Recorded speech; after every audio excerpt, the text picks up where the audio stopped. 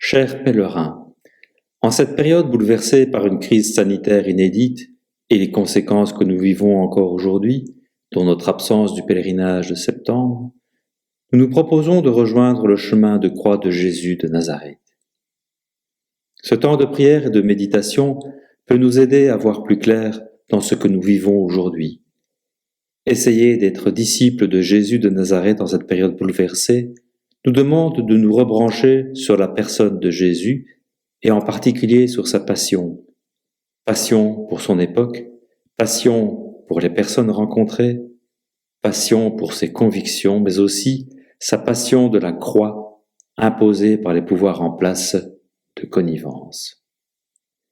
Vivre et méditer le chemin de croix du Nazaréen ne doit jamais nous faire espérer une réponse à la question du mal et à la question du sens de la souffrance, mais peut-être nous faire comprendre le pourquoi d'une telle issue qui débouche sur une vie à profusion.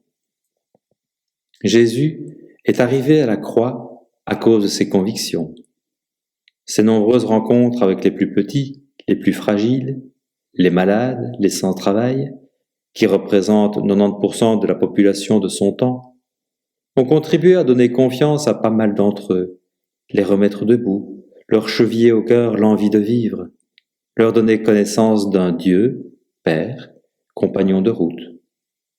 Tout au long de sa vie, Jésus nous révèle que Dieu notre Père nous aime, chacun et chacune en particulier, et nous sommes des fils et des filles bien-aimés, que nous sommes appelés dès maintenant à vivre une grande fraternité, ce que Jésus appelle le royaume de Dieu. Par amour pour une telle humanité nouvelle qu'il annonce et qu'il concrétise, Jésus prend sur lui le mal et la souffrance. Il les remplit de sa présence dans un service des frères qui va jusqu'à endosser la mort, par amour pour cette humanité qu'il assume totalement. Sur la croix, Jésus connaîtra même le silence terrible du Père et vivra le sentiment profond d'abandon. La réponse du Père, c'est le murmure du matin de Pâques. Jésus est ressuscité et il vous attend en Galilée.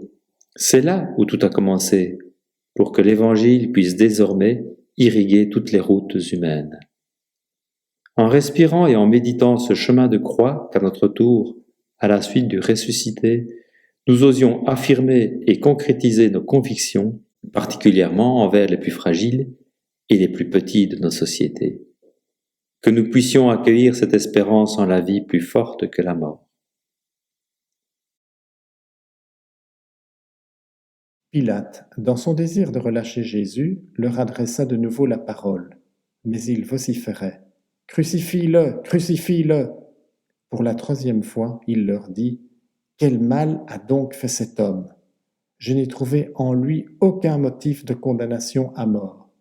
Je vais donc le relâcher, après lui avoir fait donner une correction. » Mais ils insistaient à grands cris, réclamant qu'il soit crucifié, et leurs cris s'amplifiaient. Alors, Pilate décida de satisfaire leur requête. Il relâcha celui qu'il réclamait, le prisonnier condamné pour émeute et pour meurtre, et il livra Jésus à leur bon plaisir. Te voilà dans de beaux draps, arrêté et condamné à mort. Il fallait y attendre, on ne provoque pas indéfiniment les gens qui détiennent le pouvoir. Rarement au cours de l'histoire humaine, ceux-ci n'ont accepté la remise en question, les interpellations, surtout si elles concernent les plus pauvres, les rejetés, les exclus, les blessés de la vie. La belle affaire. On ne fait pas d'omelette sans casser d'œufs. Tu le savais bien. Et en plus, dans pareil contexte d'occupation, oser proposer un autre monde, un royaume de paix, de justice, de fraternité pour tous, selon le cœur et le souhait de celui que tu appelles Dieu ton Père? Non, franchement, c'est de la bravade. De plus, oser proposer celui que tu appelles Dieu ton Père comme notre Père à tous, oser dire que ce n'est plus dans le temple ou sur le mont Garizim qu'il faut adorer Dieu, mais que nous sommes tout un chacun le temple de Dieu. Alors là, tu mets tous les prêtres, grands prêtres et lévites au chômage. Vraiment, tu es trop gênant. Et je suis certain que si tu naissais aujourd'hui, au début de ta vie d'adulte, avec le même discours, les mêmes gestes, les mêmes paroles et les mêmes actions qu'il y a 2000 ans, tu connaîtrais le même sort. Combien sont-ils de condamnés à mort, d'arrêtés dans le flux de leur vie, même parmi nous, même parmi les pèlerins. Aujourd'hui encore, tu les accompagnes, tu nous accompagnes.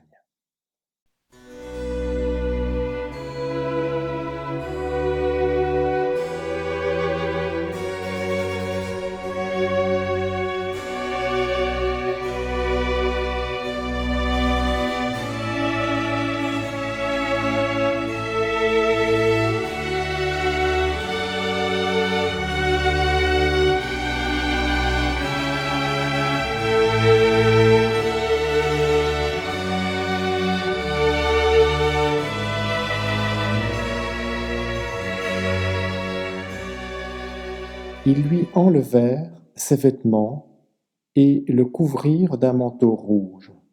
Puis, avec des épines, ils tressèrent une couronne et la posèrent sur sa tête.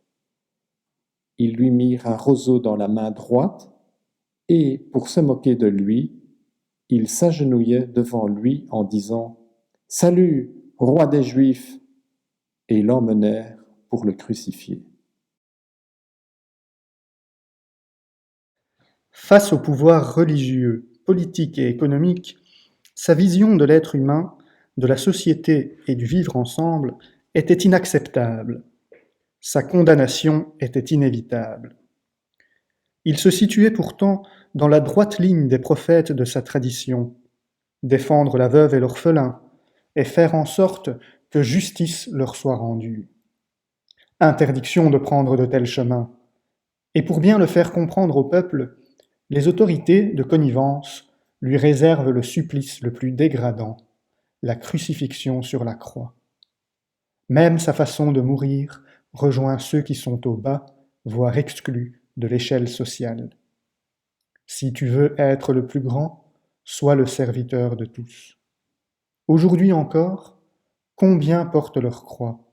La croix de la maladie, de la perte d'être cher, la croix des sans-voix, des sans-toit, des sans-emploi, la croix des crève-la-faim et des exploités de tout genre. Tu les rejoins toutes et tous, et tu oses greffer en nous la conviction que l'issue de ce chemin des croix n'est pas le dernier mot de nos existences. Seigneur, tu portes ta croix et tu vis cet événement en l'assumant pleinement.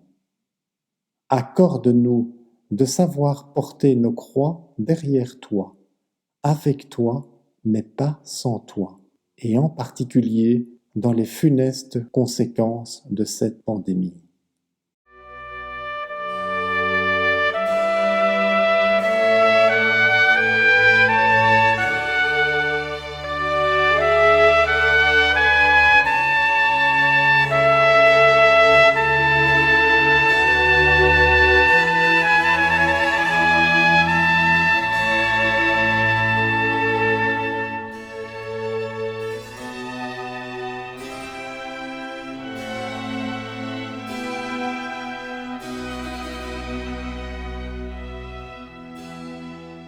Jésus tomba à terre, comme au jardin de Gethsémani, où pendant son agonie il priait. « Père, si tu le veux, éloigne-moi de cette coupe, cependant que soit faite non pas ma volonté, mais la tienne. » C'était la première fois que je tombais, et de cette chute, je croyais ne jamais pouvoir me relever. Combien sont-ils ceux qui du fond de leur geôle crient leur détresse? Ceux si nombreux qui ruminent honte et remords, ou qui, rongés par la culpabilité, tombent plus bas que ce qui est imaginable. Une conscience brûlante qui parle de cet amour blessé et blessant, meurtri, déchiré par la haine vécue et rendu dans l'ignominie. Je vous vois et mon cœur fait de vous des frères, des compagnons de route entravés. En vous regardant, je me vois. Il n'y a plus cette distance de l'incompréhension qui condamne. Toi, tu es quelqu'un pour moi, je suis avec toi. Tes pleurs, tes souffrances et tes cris, je les entends, je les ressens. Tout résonne en moi. Qui suis-je pour croire que je suis meilleur que toi? Personne ne m'y autorisera plus jamais. À cet instant où tu tombes, écrasé sous le poids des souffrances, qui pourra te relever? Seule la grâce d'une bonté et de la compassion, seule cette grâce qui traverse mon cœur, étend ma main vers toi, ouvre à l'espérance. Une grâce qui donne la force de remettre debout celui dont l'espérance est détruite. Seigneur, éveille en nous la foi qui relève et suscite des cœurs de plus en plus nombreux pour travailler à ton royaume de justice, de vérité et de fraternité pour tous. Merci de nous montrer que tu t'associes ainsi au chemin de chaque être humain, en particulier en cette période troublée.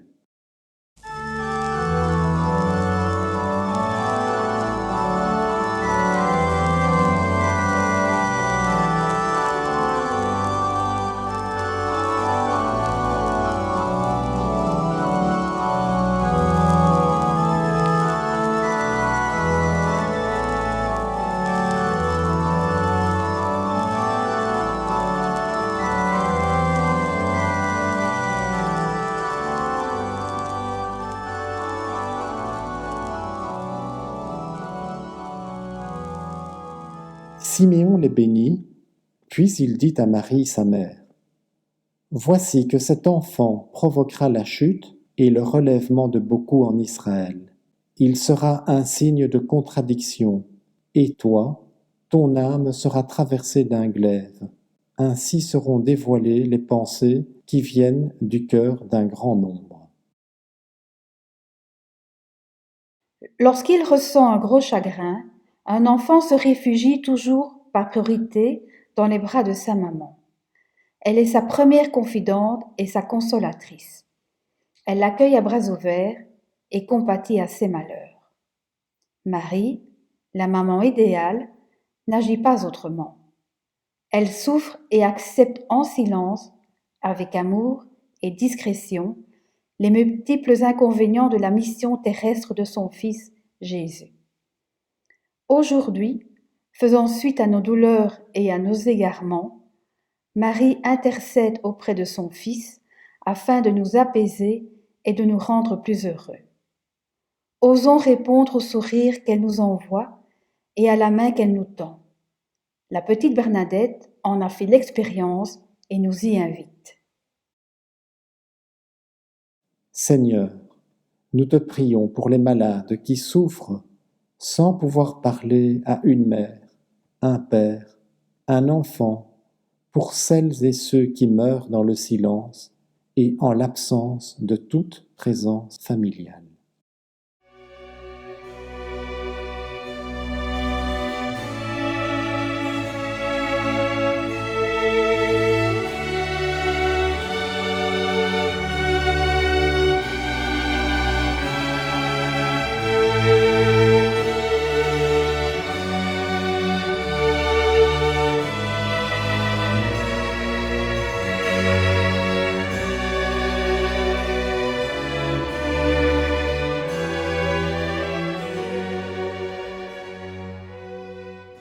Et il réquisitionne pour porter sa croix un passant, Simon de Cyrène, le père d'Alexandre et de Rufus, qui revenaient des champs.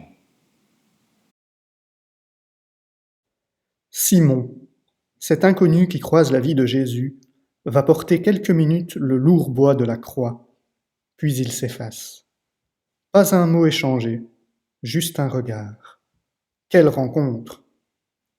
L'acte de Simon va être déterminant. La croix est lourde, souillée par le sang et la transpiration de Jésus, et il conduit au Golgotha. À l'hôpital, notre rencontre avec le patient est parfois lourde et silencieuse. La tristesse, l'inquiétude, l'angoisse dans les yeux du souffrant, douleur indicible parfois. Ces échanges pudiques et silencieux dans le geste qui rafraîchit, le bras qui soutient, la main qui apaise, les yeux qui parlent, toutes ces actions qui se veulent chargées d'humanité et d'accueil, de bienveillance et d'écoute. Nous pouvons être chaque jour le Simon de Cyrène de notre frère en souffrance. Et souvent, il y a un extraordinaire échange où le soignant reçoit, où il devient aussi gagnant. Notre vie, comme celle de Simon, est transformée à jamais par une rencontre, parfois douloureuse aussi, mais qui nous porte, nous invite à reprendre chaque jour le chemin vers l'hôpital, vers ses partages. Seigneur, nous te remercions pour toutes celles et ceux qui s'engagent à porter ou alléger les croix de leurs prochains. Nous voulons dans notre prière te nommer les Simons de Cyrène que tu as mis sur le chemin de nos malades.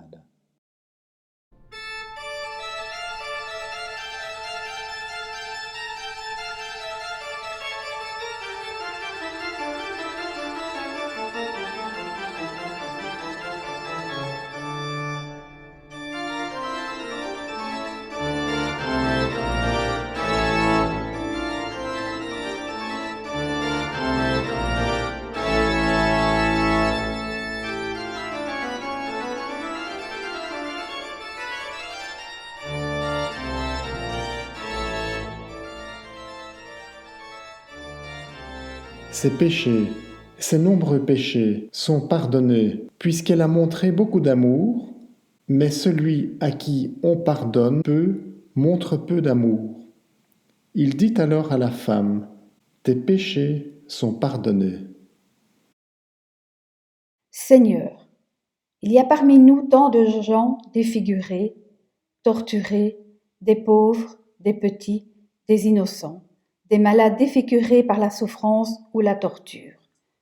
Mets sur leur route un cœur compatissant, un frère ou une sœur qui, par un sourire, une parole, un geste, un regard, pourra essuyer l'une ou l'autre trace de cette souffrance. Suscite parmi nous des Véroniques, des risquants pour les plus petits, les plus pauvres. Nous te les confions, toutes ces Véroniques d'aujourd'hui, toutes celles-là et ceux-là qui, inlassablement, vont au secours de ceux qui souffrent, de celles et ceux qui sont dans la peine. Nous te confions celles et ceux qui osent prendre des risques pour défendre les plus petits. Merci pour les Véroniques que nous avons déjà rencontrées et que nous rencontrerons sur nos routes.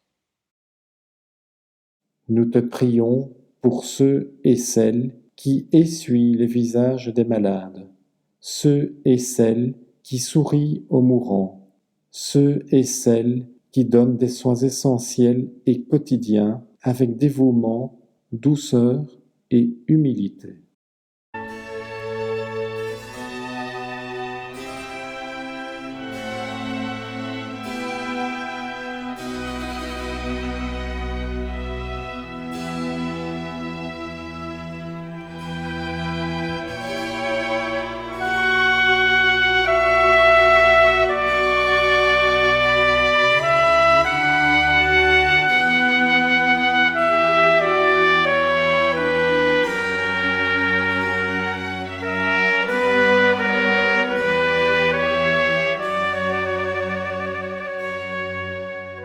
Le peuple restait là à observer. Les chefs tournaient Jésus en dérision et disaient « Il en a sauvé d'autres, qu'il se sauve lui-même, s'il est le Messie de Dieu, l'élu. » Jésus, tu es entré librement dans ta passion, tu es tombé plus lourdement au sol une deuxième fois, écrasé par le bois de la croix à cause de nos manques d'amour, de nos déviations par rapport au chemin de sens que tu nous proposes. Cette deuxième chute nous permet de comprendre que malgré nos égoïsmes à l'égard du prochain, nous ne devons pas perdre confiance ni nous décourager. Lors de la neuvaine de la miséricorde dans nos paroisses, j'ai compris que lorsque Jésus tombe et retombe, pour moi, il m'accorde sa miséricorde dans un élan de compassion. En ces moments difficiles, pensons à nos frères et sœurs malades qui ne pourront se rendre à Lourdes. Que Notre-Dame les soutienne. Les nombreuses bougies et intentions de prière présentes dans nos chapelles du secteur sont signes de son action maternelle. Une personne a affiché sur la porte de l'église « Ayons confiance », invitation encourageante à porter dans la confiance que le Seigneur est toujours avec nous dans nos chutes et nous relève comme il s'est relevé lui-même sur le chemin du Golgotha. Seigneur, nous te prions pour ceux qui ont sombré dans le désespoir ou la colère. Accorde à tes disciples de pouvoir tenir et témoigner de leur solidité en toi dans la fragilité.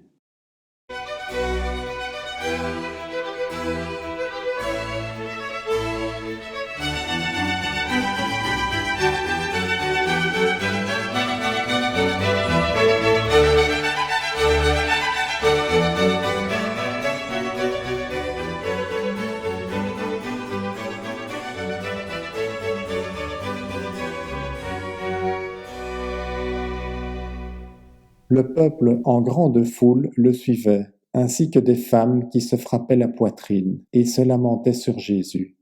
Il se retourna et leur dit : « Femmes de Jérusalem, ne pleurez pas sur moi, pleurez sur vous-mêmes et sur vos enfants. Voici venir des jours où l'on dira : Heureuses les femmes stériles, celles qui n'ont pas enfanté, celles qui n'ont pas allaité. » Les femmes, sexe faible. Sexe faible? Où sont les hommes? Et l'égalité homme-femme? Pendant que les femmes sont toujours là, les hommes se sont tous barrés. Pierre en tête. Je te suivrai partout, oui. Jean, seul est resté. Et nous, quand ça tourne au vinaigre, quand ça va mal, quelle est la priorité de notre vie? Vers qui va notre regard fraternel? Demandons les yeux d'amour du Christ qui regarde en priorité vers les petits et les démunis. Christ, nous te prions pour que ton amour fasse de nous des femmes et des hommes debout.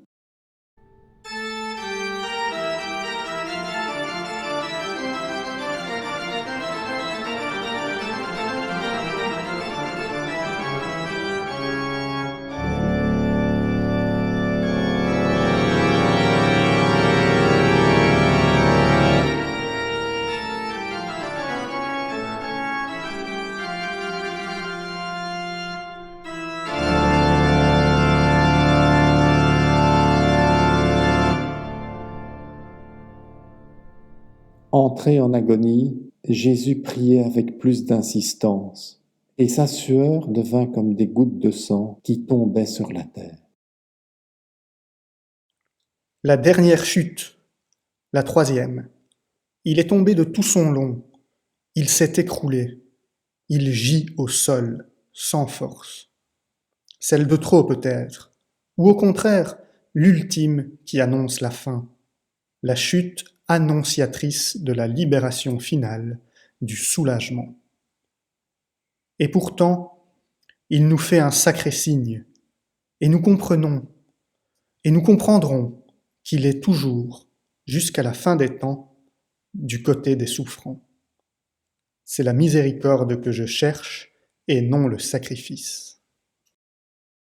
Prions pour que le Christ nous apprenne à pardonner 77 fois, 7 fois, comme il nous le dit dans l'Évangile, c'est-à-dire jusqu'à l'infini.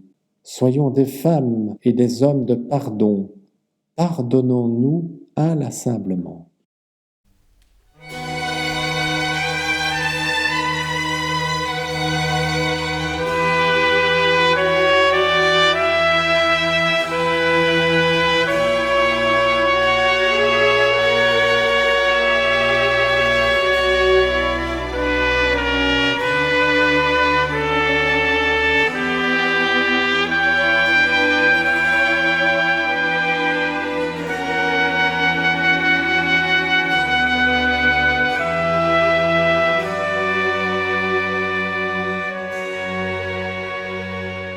Lorsqu'ils furent arrivés au lieu dit le crâne, ou calvaire, là ils crucifièrent Jésus avec les 2 malfaiteurs, l'un à droite et l'autre à gauche. Jésus disait « Père, pardonne-leur, ils ne savent pas ce qu'ils font. » Puis ils partagèrent ses vêtements et les tirèrent au sort. Ces gens me voient, ils me regardent, partagent entre eux mes habits et tirent au sort mon vêtement. À poil, tout nu, pour tout être, ce dénuement est terrible. Et il nous fait revêtir sans cesse cet homme nouveau qui nous pousse à un combat quotidien pour plus d'amour. Jésus, dépouillé de ses vêtements, ne sauve pas seulement par des paroles, mais par le don de sa vie et dans le pardon qu'est sa mort. Entends la souffrance de la personne malade en fin de vie, des exclus, des dépouillés et humiliés de toute dignité humaine. Seigneur, nous te prions pour ceux et celles qui accompagnent les mourants en leur donnant gratuitement ces moments de présence et d'espérance à leur côté, dans nos familles, dans nos hôpitaux, dans les aumôneries, avec eux et pour eux, nous t'implorons.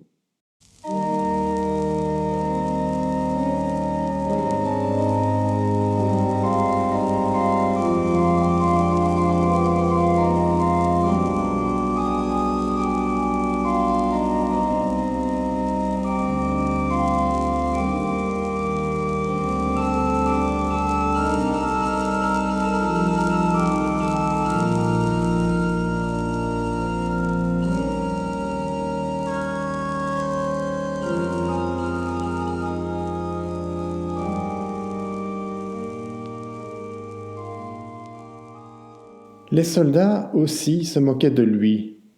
S'approchant, ils lui présentaient de la boisson vinaigrée en disant « Si tu es le roi des Juifs, sauve-toi toi-même » Il y avait aussi une inscription au-dessus de lui « Celui-ci est le roi des Juifs ». L'un des malfaiteurs suspendu en croix l'injuriait « N'es-tu pas le Christ? Sauve-toi toi-même et nous aussi » Mais l'autre lui fit de vifs reproches. « Tu ne crains donc pas Dieu? Tu es pourtant un condamné, toi aussi. Et puis pour nous, c'est juste, après ce que nous avons fait. Nous avons ce que nous méritons. Mais lui, il n'a rien fait de mal. » Et il disait, « Jésus, souviens-toi de moi quand tu viendras dans ton royaume. » Jésus lui déclara, « Amen, je te le dis, aujourd'hui, avec moi, tu seras dans le paradis. » Tant de femmes et d'hommes sont cloués sur des lits, dans des maisons de repos et de soins, des hôpitaux. D'autres n'ont même pas où reposer la tête. Des jeunes accidentés à la sortie des boîtes de nuit, des handicapés, des aînés. Sois la lumière pour les malades, les familles, les soignants, toi qui es le chemin, la vérité et la vie. Que notre tendresse aille vers eux, que notre regard sur eux ne soit pas encore d'autres clous que l'on enfonce. Nous te confions, Seigneur, tous ces morts anonymes pour nous. Jésus, souviens-toi d'eux, d'elles, quand tu viendras dans ton royaume.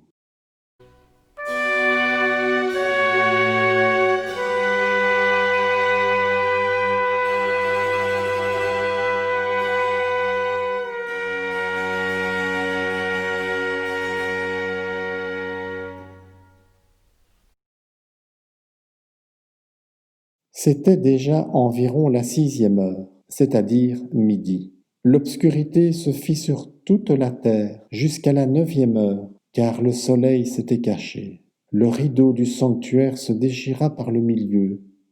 Alors, Jésus poussa un grand cri. « Père, entre tes mains, je remets mon esprit. » Et après avoir dit cela, il expira. À la vue de ce qui s'est passé, le centurion rendit gloire à Dieu. Celui-ci était réellement un homme juste, et toute la foule des gens qui s'étaient rassemblés pour ce spectacle observant ce qui se passait, s'en retournait en se frappant la poitrine. Il est mort, réellement mort comme nous mourrons. L'heure viendra. Ce deuxième berceau, qui est la mort, doit être attendu avec sérénité, médité avec passion tout au long de notre vie. Pour cela, il faut vivre passionnément l'aujourd'hui. J'ai 24 heures pour ça. Ça ne peut nous mettre qu'en état d'urgence pour aimer pleinement aujourd'hui, comme si tout dépendait de moi, en sachant que seule ma prière et l'amour offert dynamiseront toute minute, toute seconde. Tout passera, sauf l'amour.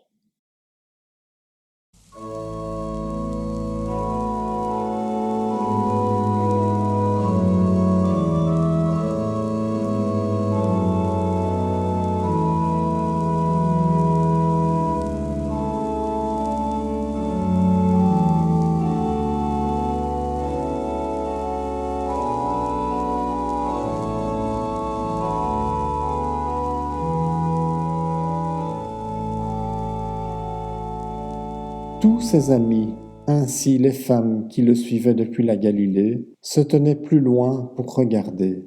Alors arriva un membre du conseil, nommé Joseph. Il était d'Arimathie, ville de Judée, et il attendait le règne de Dieu. Il alla trouver Pilate et demanda le corps de Jésus. Puis il descendit de la croix, l'enveloppa dans un linceul.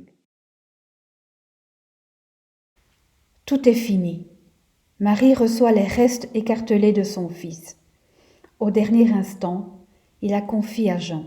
« Voici ta mère. » Et à Marie, il ajoute « Voici ton fils. » Nous sommes liés à Marie, notre maman dans cet ultime instant.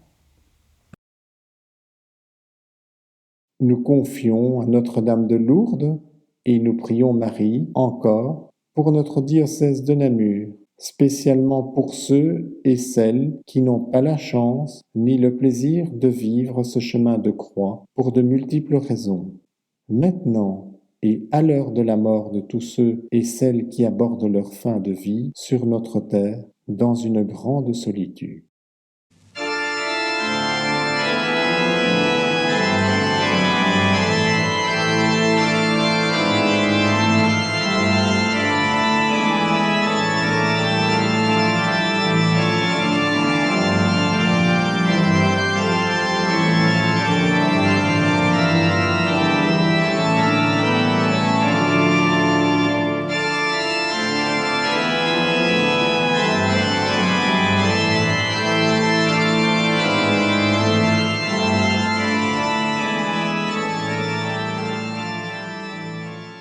Joseph d'Arimathie le mit au tombeau taillé dans le roc, où personne encore n'avait été déposé.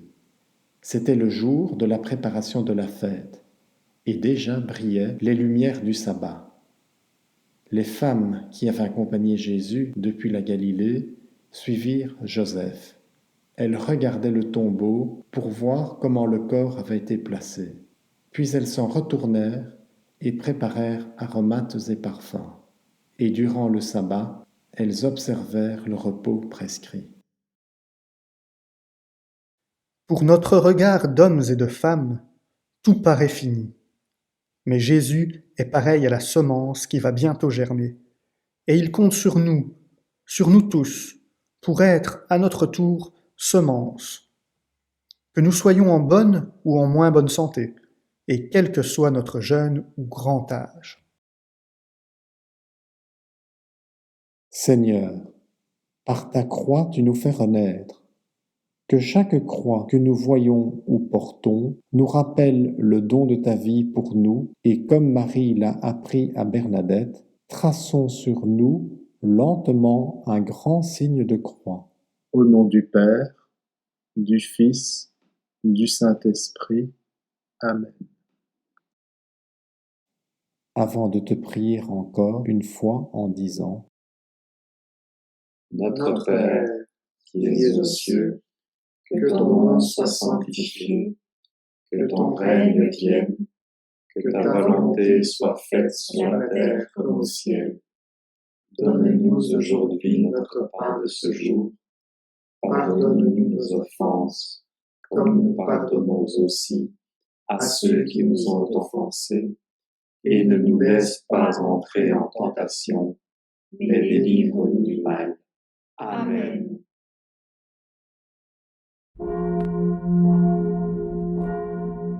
Pourquoi cherchez-vous le vivant parmi les morts? Il n'est pas ici, il est ressuscité. Rappelez-vous ce qu'il vous a dit quand il était encore en Galilée.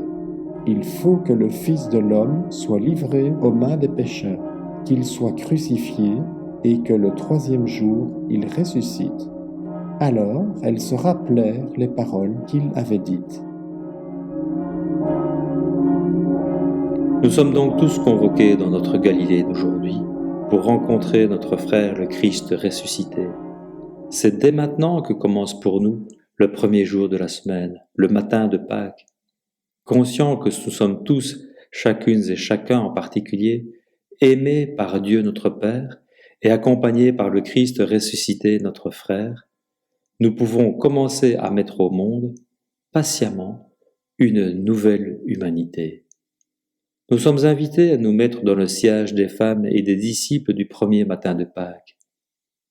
Ils ont cru que tôt ou tard seront renversées, basculées les lourdes pierres qui enferment la vie, que tôt ou tard adviendra un monde de paix, de solidarité, de liberté, de tendresse, qu'on a donc raison de s'engager dans ce sens, parce que la vie finit toujours par triompher. La mort et la souffrance ne sont pas le dernier mot de nos vies. Que nos yeux discernent les premières lueurs de Pâques et nous projettent sur les chemins de nos Galilées d'aujourd'hui. Alléluia.